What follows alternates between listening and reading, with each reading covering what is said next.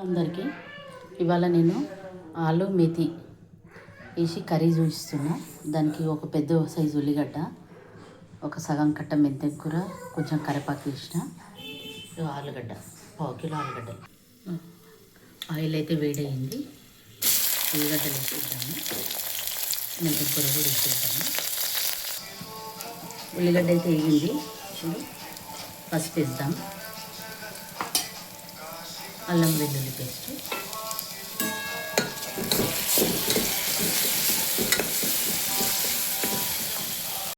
అల్లం వెల్లుల్లి పేస్ట్, పసుపు మంచిగా వేగినాయి. ఇప్పుడు ఆలుగడ్డలు వేసుకున్నాము,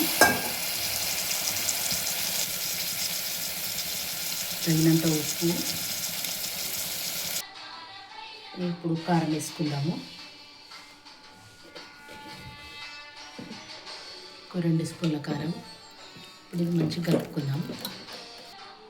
ఇప్పుడు దీంట్లో కొంచెం వాటర్ యాడ్ చేసి విజిల్ పెడదాం. ఒక విజిల్ ఉడికిపోతాయి. సో ఇది ఎక్కువ గ్రేవీ కాదు, సెమీ గ్రేవీ అవుతుంది. తక్కువ గ్రేవీతోటి ఇది అన్నంలో, పప్పులా, చపాతీలల్లో పప్పు అంచు పెట్టుకొని తినడానికి బాగుంటుంది. చపాతీలలో కూడా చాలా బాగుంటుంది. మెంతం కూర ఫ్లేవర్ అయితే చాలా బాగా వస్తుంది. ఇప్పుడే ఇంకా వండిన తర్వాత అయితే చాలా టేస్టీ ఉంటుంది. చాలా ఈజీ రెసిపీ, ఎవరైనా చేసుకోవచ్చు, చాలా టేస్టీ ఉంటుంది. మీరు అందరూ ట్రై చేయండి.